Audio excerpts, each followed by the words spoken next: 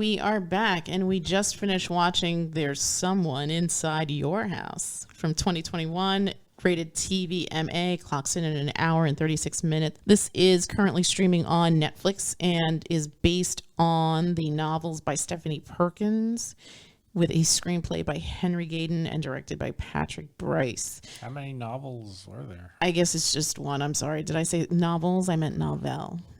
Okay. Okay. What did you think? It was okay. It was just okay. You predicted it like. Yeah. Yeah, I'm a little perturbed. I am going to wager that you read spoilers. I did not read any spoilers. You are full of crap. Just logically sussed out who the actual killer was. It wasn't that hard if you thought about it. I mean, there was obvious guy who obviously wasn't the killer. And the only other person really was the other guy. Really the only developed character who seemed to have a chip on his shoulder. Okay. What about you, G? I didn't really care about this movie. No? At the beginning, I had no idea who anybody was because they looked the exact same.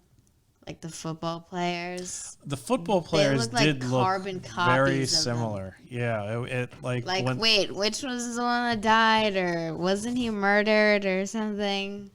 Well, it didn't help that guy was wearing a mask of that one's face. Yeah. I didn't think the masks, other than Makani's, I didn't think, and the last victim, I didn't think any of the masks looked like the people that they were supposed to represent. Well, it's kind of hard because you're dealing with like an emotionless thing. It's sort of like nobody knows that Michael Myers is wearing a William Shatner mask, but if you really look at the mask, you're like, oh yeah, that's kind of does look like Shatner. T.J. Hooker. So it's sort of like that sort of thing. I understand what you both mean, that the masks, it wasn't super obvious, but if you really looked, you're like, oh yeah, I guess. I'd probably say the worst mask was Rodrigo. Like, that didn't look like him at all. Mm. Yeah. And also, I would probably say my biggest gripe in the movie is Rodrigo and what happened to him. Yeah, why was that a big deal? That situation didn't make any sense to me. Right. It was the killer, this isn't really a spoiler, but the killer basically finds out a secret, some deep, dark secret about their victim, makes a mask of the victim, and then I guess sort of like torments them a little bit with the secret before killing them, and then revealing their secret to the entire town. That's the killer's MO. Some of the secrets are like, yeah, you'd want to hide that or be like destroyed socially if the secret got released or revealed. Mm-hmm. And then there was Rodrigo, who yeah, his didn't make any kind of sense. The secret is big deal. It's like, okay, you have that. Let's maybe you need some help there, Rodrigo. Right, exactly. And then also, like, the other killings were methodical. They were like, okay, he's really set up this whole thing for a long time, and he's alone with the victim, which leads to the whole title, someone's in the house. And in Rodrigo's case, everybody was there. And how nobody stopped to help him. Nobody stopped to help him. Yeah. There's like thousands of kids in this building. It's and like a house party. Yeah. And like all the teenagers in the town are there. And yet they all couldn't gang up on this one guy. Yeah. And they saw him. They're like, hey, there's a guy wearing a Rodrigo mask. Right. At that point, everybody should have just been like, there's a guy with a Rodrigo mask. Let's get him, just picked up whatever they can get their hands on and just start wailing on the guy, the shit out of the guy. Well, my answer to that is, do you not remember being a teenager? Every teenager is so selfish. I do remember being a teenager. I also remember being a young man surrounded by other young men and being like, let's be tough guys. That was part of being a teenager. And if you saw the murder of people that you know, especially, come on, the whole football team was there and they loved that football dude. Yeah. they should have all just picked up whatever they could and beaten the living hell out Tar out of that guy, yeah. Rodrigo Mask. And then Rodrigo, instead of joining everybody else running out of the house party, decides, I'm going to run the opposite way. Yeah, yeah. And because in horror movies, young yes, people make you do need silly to make the decisions. decision possible. So my other notation here is that I was surprised with this current generation, and this is no disrespect to this generation, but let's be real. I'm surprised that there weren't more kids filming said murder, because that's what we do now. Yeah, you don't run away. We don't experience things. We just film everything. Record. Yes, exactly. So I was like, well, this obviously doesn't happen. Yeah, because kids now, all these kids have these little supercomputers. Yes, recording. Yes. I don't record stuff. I have 3 pictures on my phone. That's not a lie. Okay, but it's at the ready. If there was a murder happening over there, you could. I don't know. I feel like G would film a murder. I feel like G would run. G would probably. Yeah, she's. I'm rational. Yeah, she would. Yeah. Stupid. But you would call the police at least, right? I mean, the phone's in your hand. Yeah. What the hell was everybody else doing? Well, I maybe they don't were all know. just so stoned they didn't know what the hell was going on. I don't know. I don't know. Maybe he got them high on purpose so they'd be like freaked out of their minds. Yeah. I have to admit, I kind of really enjoyed this. I thought it was really well done. I said to you, it was very reminiscent of I Know What You Did Last Summer, which they sort of reference it. Yeah. So it reminded me of the times. And funny story, there was a lot of music in this, and it didn't upset me. It's because it's from your era. Yes, well, there was that OMD song. And even the I'm guessing it was a modern song, was very. It sounded very 80s, 90s, yeah. Definitely. So, I want to say that this was actually, to me, it was pretty good. I mean, I thought the story moved along really well. The characters were all interesting. All the young actors did a good job. I didn't feel like anyone phoned it in. Even the lesser characters. Like, I got to be honest, I thought this movie was going to dissolve into like a Heathers sort of situation where they start just killing all the egregious high school stereotypes, like the bully and the jocks and the cheerleaders and the rich kids of privilege.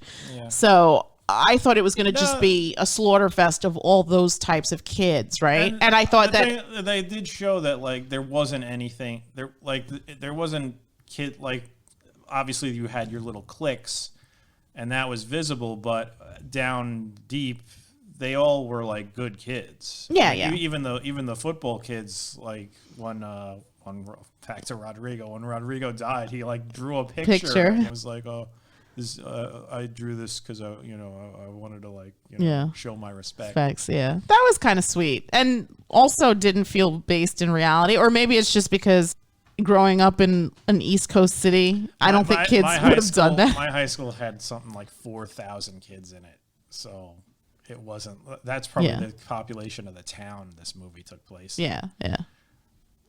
So there was maybe even less. It didn't seem like a big town. Plus, it seemed like Sanford was buying everything. Sanford was the name of the town. Right. Which was funny because that's the name of the town in Rich old guy. Hot Fuzz, right? Oh, is it? Yeah. Maybe. That's why when you kept saying, I bet there's a lot of killers, I was like, oh, like Hot Fuzz. And then the town was called Sanford. And I was like, oh my God, maybe there really is a lot of killers. But then I was I thought it'd be a lot because when Rodrigo dies, guys in the house put in a knife in the vent and then he runs outside and then the killer's up. Yeah. I thought that there would be like at least 2 because like yeah. in case things. Well, there was in the first Scream. There was 2, right? Yeah, it was the 2 guys. It was Johnny Depp Light and the other one. Discount Johnny Depp. And who was the other? Was it Jake Busey or maybe? Was Jake Busey even in Scream? I don't even know. I don't even remember. I saw Scream once. It was after all the hype had just completely blown this film up, and I watched it and I was like, man, it was okay. Again, that's another movie that I feel is heavily influenced here, right? Because I think that whoever, Well, you got your masked killer with a big knife. yeah, and also the masked killer who's sort of justifying why he's doing the things that he's doing. Yeah. I mean, he puts himself. It seems like he's putting himself on this pedestal of being the arbitrator of I don't know, decency or whatever. And plus, he's like, he's also playing the victim card at the same time. At the same time, which is pretty funny. But anyway, again, I feel like this works on a lot of levels. I mean, I think it's a fun. When I say it was okay, it's like I don't think you're going to be like, oh, this is terrible. I've wasted 2 hours of my life. It's okay. It's okay if you want to see a light slasher sort of film. Yeah, this is good. This will fit the bill, definitely. Yeah, and it wasn't too scary. Although we should caveat this by saying that our second child tapped out 7 minutes and 3 seconds into this film. I think she just can't tolerate spooky music and tension because nothing was going on. Nothing was going on. Nothing was going on. I think she was freaking herself out. Yeah. It was all in her head before anything even happened. No, she is our kid. That's definitely a trait here.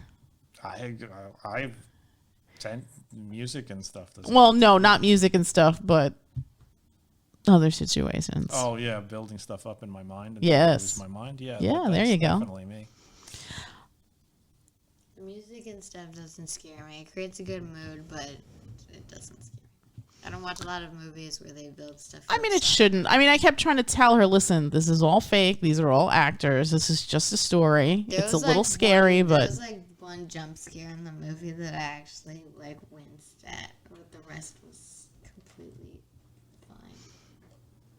Yeah. I mean, I feel like this... like I said, this wasn't super scary. It wasn't very gory. I mean, there is slasher flick. There's a lot of blood. There is some gore, right? There is some gore. There's definitely a lot of arterial spray going on, even on wounds that probably wouldn't bleed as much as they did. What was the disclaimer at the beginning? Gore, language, and substance abuse. Substance abuse, yes. So, as a parent, if you have a problem with those things, steer your kid, I guess, away from this. I would say 14 and up, maybe, to watch this. Definitely not a 9-year-old, because our 9-year-old couldn't handle it, but 14 and up. I mean, as far as cursing, let's be honest, these kids say worse things than us, so. I would say this is a PG-13 movie. PG-13, okay. Even though it's TVMA, it's PG-13 movie, Yeah, like if this was in the theaters, I could see this getting a PG-13. It's definitely not an R movie. Yeah. I mean, there was cursing in it. I don't recall it being excessive. So, no. And there wasn't like any, I mean, there was like kissing and I guess intent or whatever, or sexual content, but implied sex. Implied, that's the word I'm looking for. Implied sexual content. But nobody's getting nude. Yeah, you're not seeing anything. I don't even think the guy took his shirt off. No, and then when the cut to the next scene is they're adjusting their clothes. So you really don't see anything. Yeah. It's pretty tame as far as sexual content goes. Yeah. And like there's gore. Peril. Lots of peril. And I guess the tension of the music may be too much for young viewers. Yes. But all in all, I thought a good film experience. I mean, it's not the best horror movie I've ever seen, but I think it's serviceable. It's new. It just came out fairly recently, I think. I can't remember exactly when, but... And just see if you figure it out. Yeah. I figured it out. Ha-ha. Shut it down. But nobody else here did. No. We all had our hypotheses about what the hell was going to happen, but none of us were anywhere near close to guessing what happened. I can't believe you guessed it. That's crazy. I told you what... Like, I had my suspicions from the beginning, but that moment that I told you about... Which one was it again? I'm not going to do it because I don't want to spoil anything. But there's a little exchange that happens in the movie, a little bit of dialogue, and there's a reaction shot. And I was right. reaction shot, and I was like, there's your man. That's the killer. Yeah. Okay. Scale of 1 to 10, G. What would you give this movie? I don't know. I didn't really care about it. It's maybe a 5. Middle of the road. Okay. What about you? Yeah, not great. Not bad. Yeah, I give it a 5.5 or a 6. I would give it. A 6. I'll give it a straight up. I was going to say a 6.5 or 7. It had good performances from the actors. It was shot nicely. Yeah. The gore effects were good. They weren't overdone. I thought Rodrigo's death was stupid. It's a big mark against me. Yeah. Mark against the movie.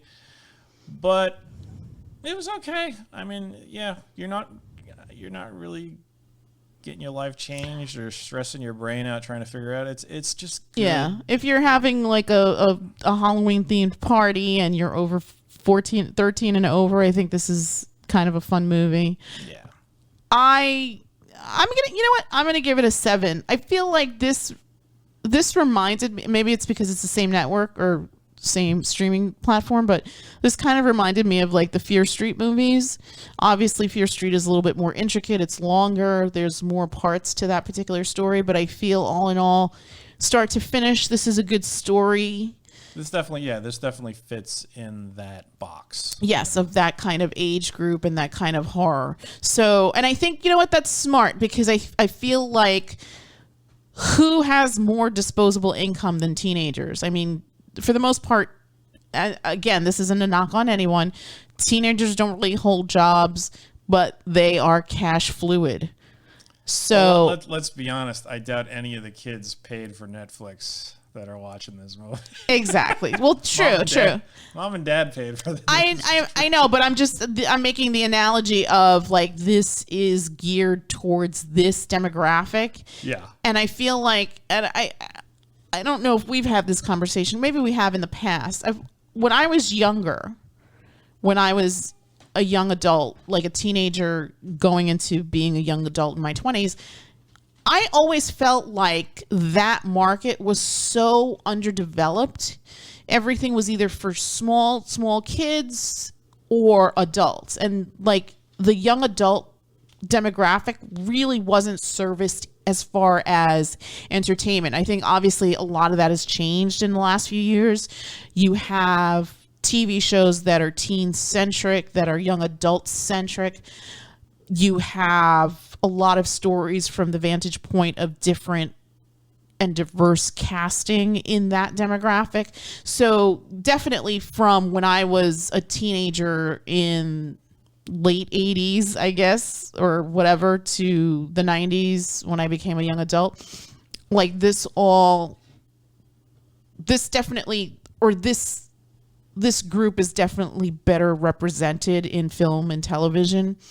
Some of the stories aren't that great, but I think just having these stories told is a plus, because I think if I was in this age group, I'd want to see myself on the screen. And I love that in this small Nebraska town, there's like all this diversity and all these kind of like odds and ends kind of kids found each other and sort of form like this family. And it reminded me a lot of high school. When I went to high school, I had a great high school experience, unlike you, where I fostered a lot of really, really great relationships with so many wonderful people. And through the power of social media, some of us have stayed in touch, which is great. And I think the nice thing about this was in a town that is probably predominantly a certain ethnicity, it was nice to see that diversity and representation on the screen, and the core group of the kids that are being focused on really run the gamut from Darby to Makani and just everything else in between. So I really enjoyed that. I really enjoyed the writing. I thought the pacing on this was really good. I thought the character development was really good. I thought all the young actors did a really, really good job. I loved the music, the old stuff and the new stuff that I've never heard. That's very reminiscent of the old stuff. Obviously, Netflix has the money. The production values on this are really, really good. Yeah, I mean, I feel like, again, it's not the best horror movie I've never seen. It's not on par with something like Hereditary. But if you're looking for some just fun, quick, disposable entertainment that's new on the scene, definitely check out Netflix's Someone's in the house. Did you already forget what the name of this movie is? There's someone inside your house. Someone inside your house. And I loved in the beginning when you see the title card, that font and everything. It also felt very 90s. They're trying to like get that whole Stranger Things vibe going.